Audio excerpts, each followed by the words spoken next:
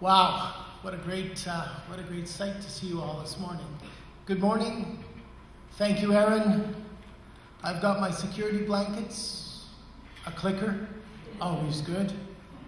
My iPhone with a start button to let me know how I'm doing with time. And of course, my presentation, and Dick, if it seems to slip off the end of the table, please come and help me as quickly as you can. I'm going to take a nice deep breath, because I have the pleasure, and I'm going to hit the start button now. I have the pleasure this morning of sharing some insights, some information, based on the experience that we lived in Manitoba over the last 15 years, but also based on my opportunity to visit Canada from coast to coast in the field of immigration and settlement, and most particularly here in Ottawa, where as a public servant, both at the provincial and federal level, Ottawa had become very often my second home. I spoke with the OLIP organizers, and they gave me a pretty wide variety of topics to get to. 30 minutes. I'm going to do my best. As you can see through the overview, critical role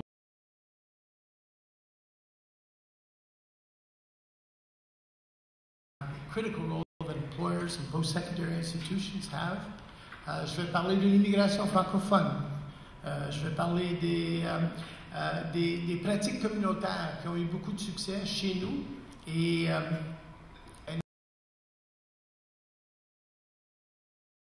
integration services in Manitoba under the realignment. We'll talk a little bit about regionalization, how we've tried to ensure that rural Manitoba also benefits from immigration, and then draw a few conclusions.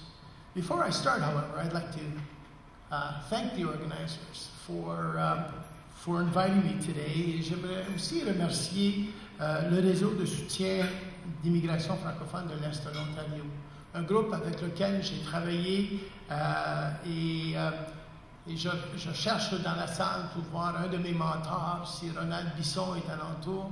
Je ne sais pas si Ronald est là, mais tout le monde connaît. Si vous connaissez l'immigration francophone, vous connaissez Ronald et l'implication qu'il a eue.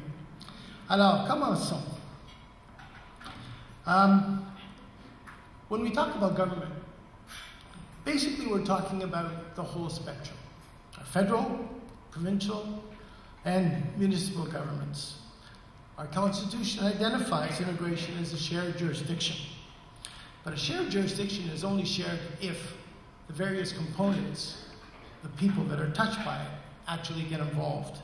And I think that's where it all started back in 1996, when Manitoba signed its first federal-provincial agreement on immigration, and followed up on that with two annexes, one creating a new entity called a Provincial Nominee Program. We're pleased to have launched that, made the roots, and also we accepted the process of devolution of responsibility of settlement services from the federal government to the province, with the federal funding to support the variety of initiatives.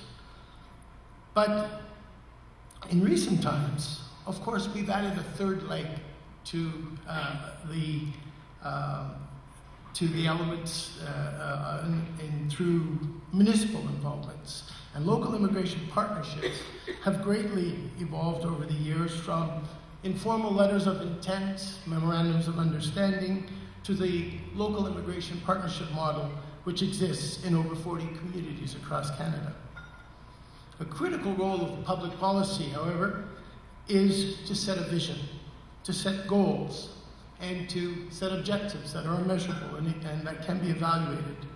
And also, of course, things don't happen just by themselves. You can't just say, let it be so, and allow it to happen. We definitely have to develop the strategies and the toolkit that supports the attainment of those goals. A little snapshot here of where we started. And this vision and goal statement is probably 15 years old. I still had it in a piece of paper folded in one of my files, but it just goes to show that there are certain elements and principles that just don't age with time. We changed the words, but we wanted to make of Manitoba a welcoming province where immigrants can contribute to Manitoba's economic, social, and cultural goals. In other words, that there were no barriers, that we wanted to ensure that people were involved. We set ourselves specific goals of increasing our immigration levels, but not only looking and focusing on the economy, of course they're a major part of it, but also looking at family, also looking at our humanitarian responsibilities, also ensuring that, that the temporary movements, foreign students, temporary foreign workers, were also part of that whole process. We wanted our programs and services to be responsive, to be accessible.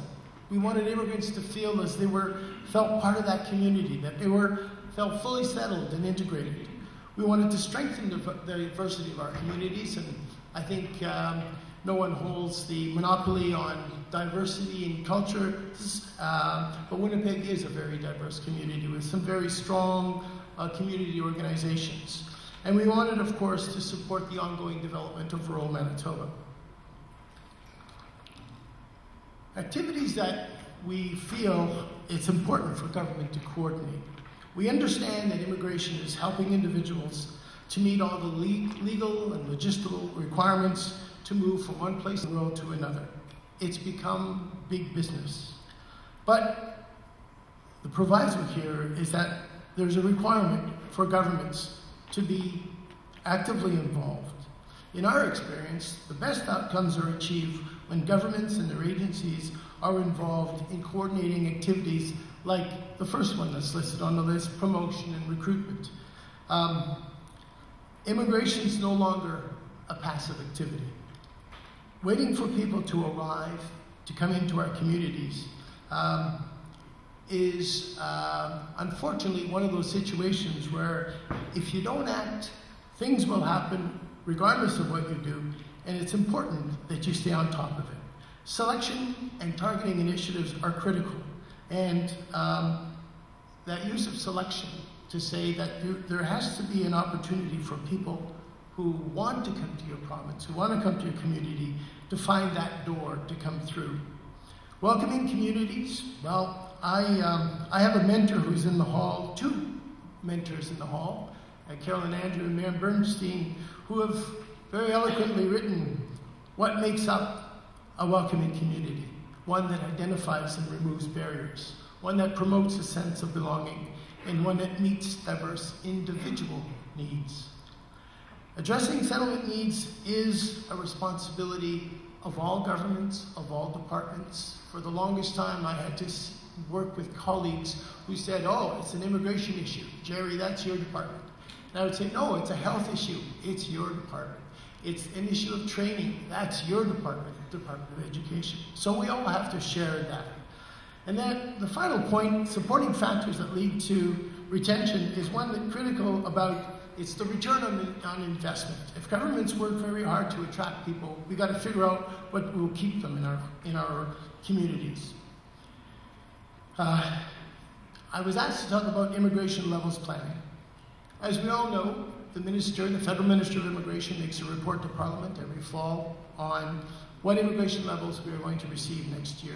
I actually got an email yesterday from my colleagues at CIC, thank you very much all of you out there, to be part of that consultative process. And I have been for the last 30 years.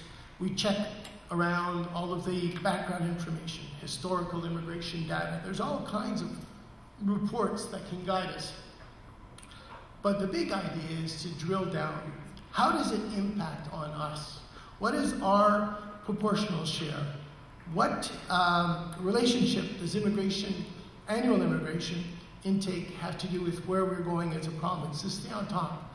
I was just looking at some of the statistics yesterday, and I noticed that in the case of Ottawa, your city used to receive, during the big wave of all immigrants coming to the big three provinces, 12,000 immigrants per year.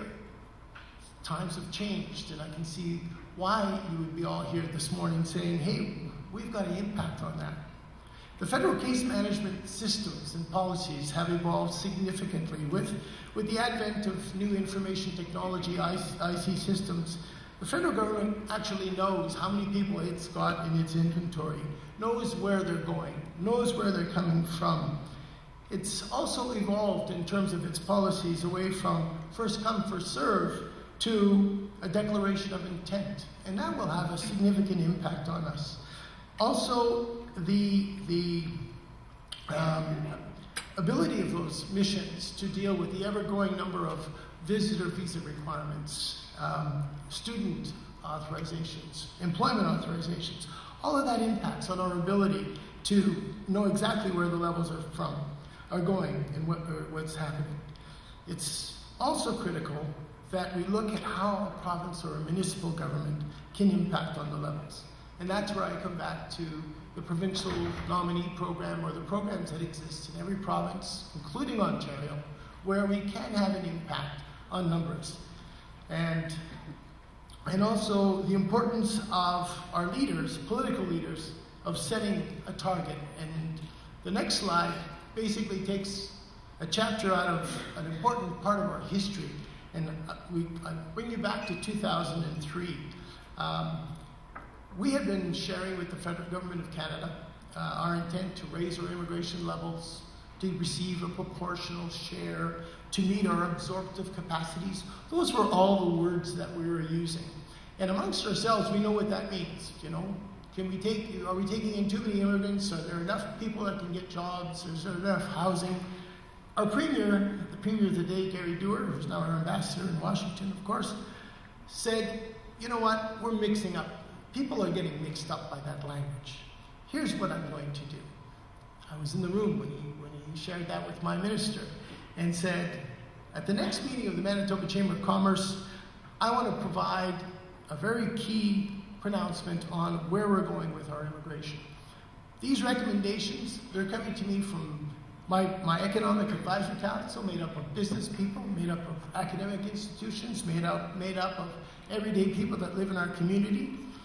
I want to set as a pillar of our economic growth immigration and an immigration strategy. And better yet, I want to define where we're going. At that time, Manitoba was receiving approximately 4,000 immigrants per year. And I'm talking 2003. And he said, we're going to hit the 10,000 mark by 2006. I just about, I said, Mr. Premier, that's a very ambitious goal that you're setting, and I think people are going to understand it. But where do we go from here?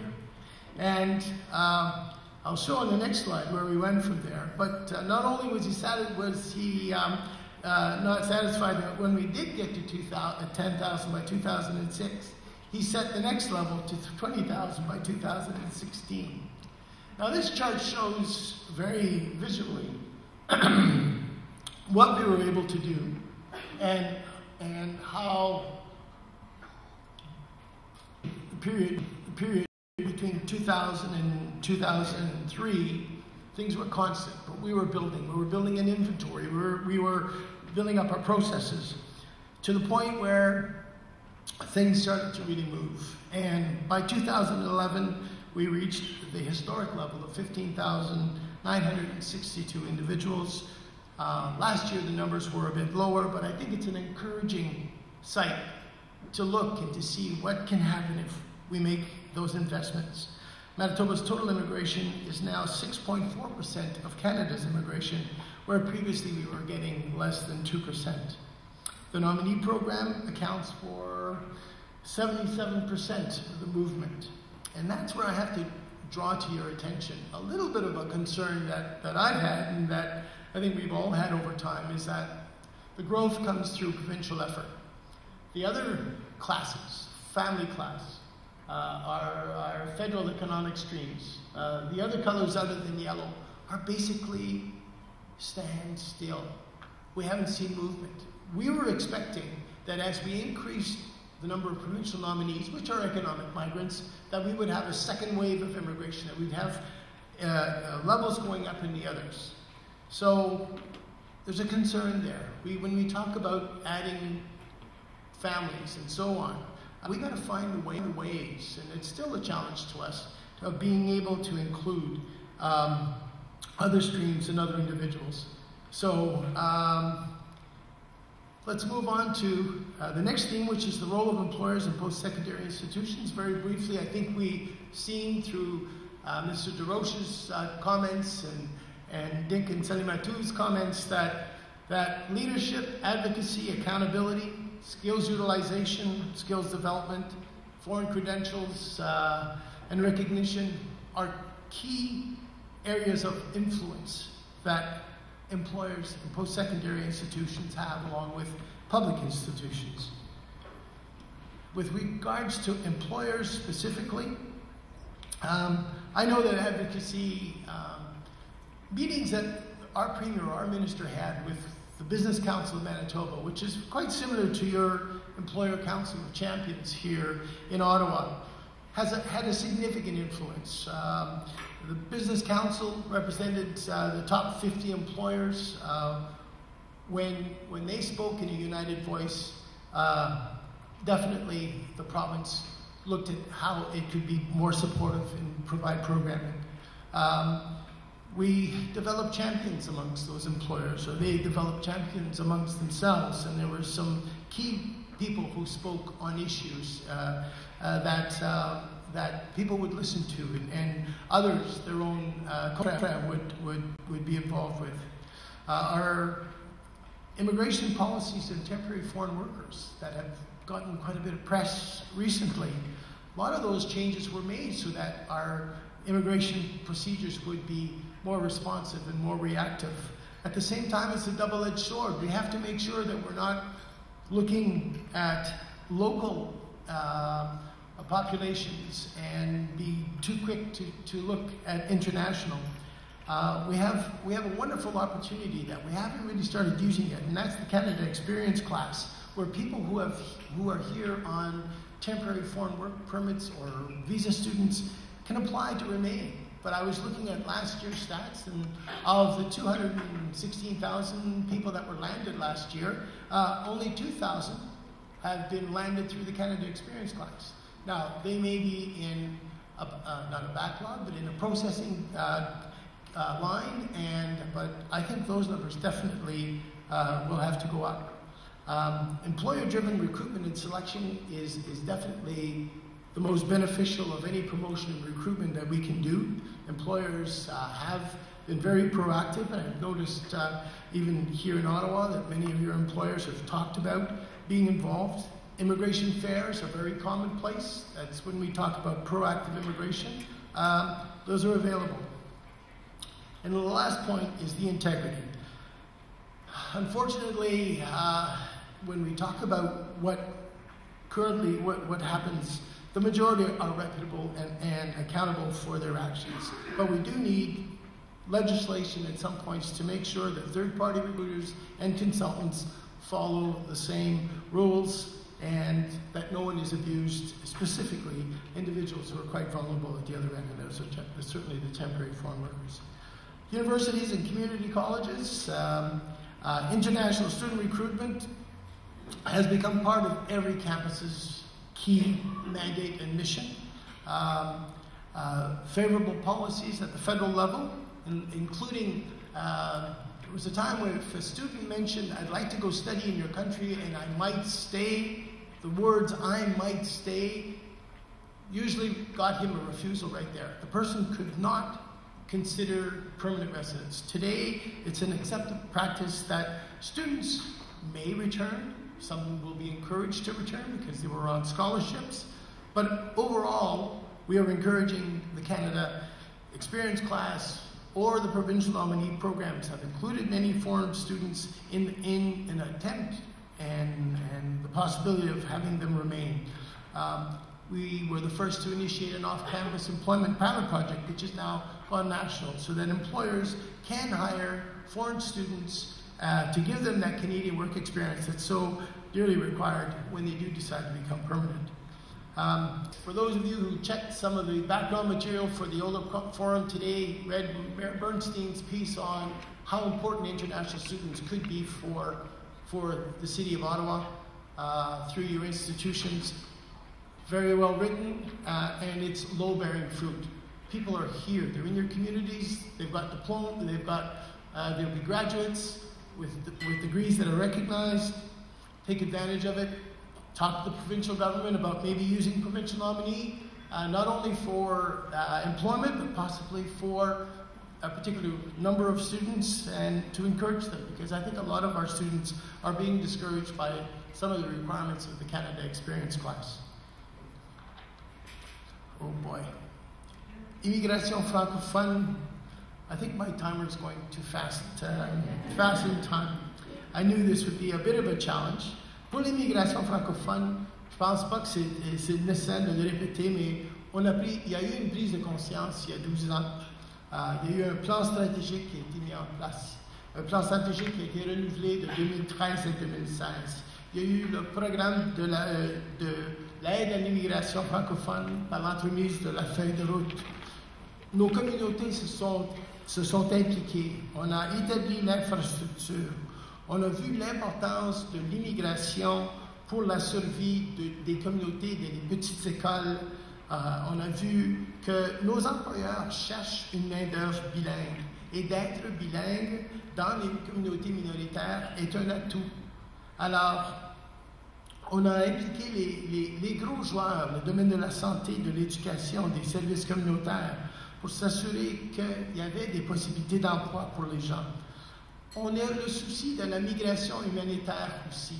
Il y a beaucoup de nos réfugiés qui proviennent de pays d'Afrique où il y a eu de la guerre et d'autres. Mais ces gens-là, c'est des gens de qualité qui veulent contribuer à notre communauté. Alors, de leur offrir un logement sécuritaire, des opportunités, la formation. La promotion et le recrutement, naturellement, Destination Canada a été une initiative qui a connu beaucoup de succès, et de plus en plus de regrouper nos employeurs, les groupes, les représentants des communautés est très important.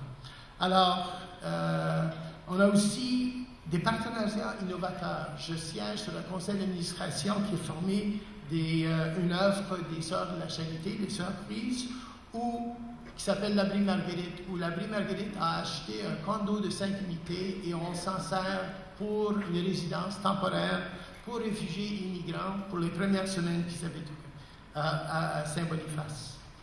Proven community practices, well, I don't think I'm saying anything new to Deputy Mayor DeRoche. That civic commitment that comes from the mouths of the mayor and councillors is a critical approach to local immigration. I had the pleasure of speaking to mayors and councils for almost 5 years during the development part of Manitoba's immigration strategies from communities like Winkler and Steinbach, communities who then had 6,000 people living in their communities who are now well over 15,000. Just an amazing change, but it started with the mayor and council saying, we want to work with the provincial government and the federal government to make sure our communities can respond. We want to think globally. Who can we attract? What are the jobs that we can offer? But we want to make sure that we act locally to build the infrastructure that's required for people to come. We want to be flexible. We want to make sure that our programs, as I said before, reflect community realities. And the fact that Manitoba has had an ability at that time to change the program criteria around was probably a key to our success. Because it's not a cookie-cutter approach. It's definitely what are the realities of those communities. We wanted to put a lot of emphasis on public education, because a child that is well integrated into a school is almost a guarantee that the parents are going to say, if my child is happy, if my child is secure, this is where we're going to live. This is where we're going to establish our roots and set them down. We also know the importance of recreation and other public services. Not a big innovative idea, but you know, in a city like Ottawa, with so many museums and great public transport and everything else, I think one of the first things I would do is when I would receive an immigrant, I would say, if you really want to get to know our city, here's a pass to the museum, here's a bus pass that usually costs you a significant amount out of the earnings that you have when you do come here, and get out and get around and go see what our city has to offer. Too often we forget that when you welcome someone, you really have to kind of offer that opportunity to get out and do things. So we did it in Manitoba, and it worked. Now, there was a time where a lot of those initiatives were very clear. Then we became passive. Then our mayor didn't see immigration in the same way as a previous mayor did, and I think we almost have to start over again. You can never sit on your laurels. You always have to be out there. I'd like to congratulate Ottawa for launching the WOW Week. We in Manitoba are celebrating our 43rd anniversary of Folklorama, which basically started like WOW, underlining the diversity of our communities and an opportunity for those communities to showcase their talents, to showcase their languages, to showcase their culture. And today, over 425,000 people come to Winnipeg during Folklorama, 2 weeks of Folklorama, 40 pavilions over 2 weeks, and a great opportunity. In terms of settlement integration practices, I think we all speak the same language when we come here. But one of the things that I think we learned through our own evaluations at the provincial level was that you really have to focus on people who arrive in their first year. You have to figure out a way for people to register somewhere, a centralized process, to give them the orientation that they require. How many people have told you, oh, my cousin told me everything I needed to know, and boy, am I ever confused. Well, that's what happens. I mean, there is a value to family support and community support, but I think as community and service organizations, we have to put order in that. So orientation, registration, language assessment and placement, there's a reality. Yes, we're putting more emphasis on selection through language, but there's a lot of people who don't speak either English or French, or they speak it in a way that does require further training. Language assessments through ACE Center, placement in schools in training facilities where there's coordination is a critical element. You save a immense amount of time and on the part of immigrants that know that they're already connected. Translation and interpretation in essential services was mentioned this morning by Dick. And then some of the other parts, interpretation in essential services, integration in public schools, neighborhood settlement workers. I noticed there's a member of the Ottawa Police, or a few members of the Ottawa Police force with us this morning. Critical. Housing is expensive. When immigrants arrive, quite often they'll find themselves in the inner cities. Inner cities have certain pressures. There was an article in a paper describing, in a Winnipeg paper a couple of days ago, saying that this weekend there will be a conference on, oh thank you, is it getting too scratchy? I'm sorry. And I still got 1 minute and 10 seconds to go here. There is a question and answer period at the end of this, so I might take a couple of minutes just to make sure I get through. But I'm coming back to, there is a conference this weekend on how parents, community members, the police force can get involved to ensure that children don't get caught getting involved in gangs or what are the influences. And an interesting comment by one of the parents who was asked to comment about the importance of this initiative. And she said, oh yes, it's critical that our children know what they have to watch for. And they said, are you going? Well, she says, unfortunately, my husband and I both have 2 jobs, and we don't think we'll be able to make it.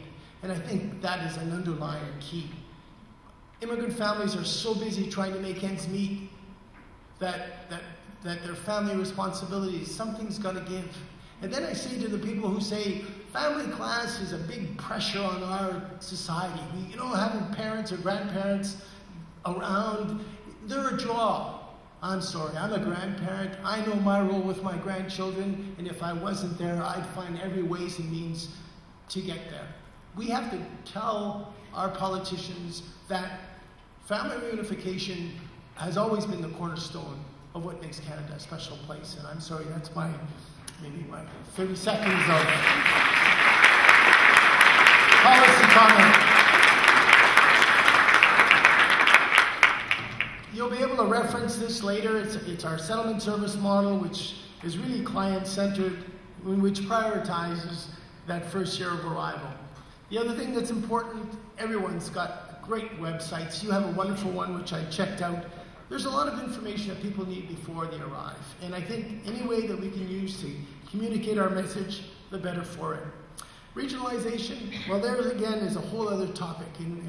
And when Hindia spoke to me, she said, you know, we do have a lot of farmlands around Ottawa. Is there a way that we could take advantage of it?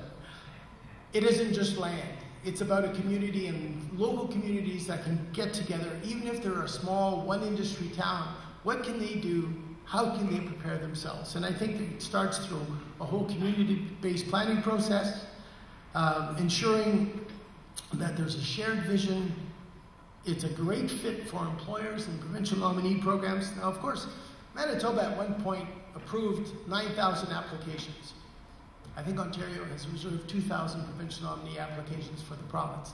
You might have a little bit more problem than we did. We now have to deal with a cap that the federal government's put on the provincial nominee program, but that's where the flexibility comes in. And I think when we look at how we can respond in communities, we have to look at designated staff, modified programs to meet the realities. This was kind of a strength to show that yes, 80% of the immigration goes to Winnipeg, but there's another 20% that goes to communities where a few years ago there was 5 houses. Today there's a subdivision, and it's all because of immigration. Concluding comments, well, I think there's a significant amount of leadership and vision in this room. I don't need to underline it. I'm very impressed by what OLIP has done, the sector tables, the whole process. I think you have developed champions. I think you're continuing to support your champions. I think your programming is becoming more and more innovative. And always remember, the glass will always be half full. It's not what you did yesterday, it's what are you going to do tomorrow. And this is talking about human beings who, once we met, you know, Maslow's law, you meet the lower needs as you go up, but they get higher, but there's much more return on investment. I'm sure that public awareness and communication, though I wanted to mention it before, is a key. We can't just read about bad stories, people who are involved in the criminal process and so on. We need to talk about the incredible contributions that people have. And I'm sure that if we do all of that, and we've already done a lot of that, that Ottawa will certainly be the destination of choice. Une ville activement accueillante. Merci beaucoup de cette opportunité, and I'm at 33 minutes and 40 seconds, so that's not too bad. Thank you.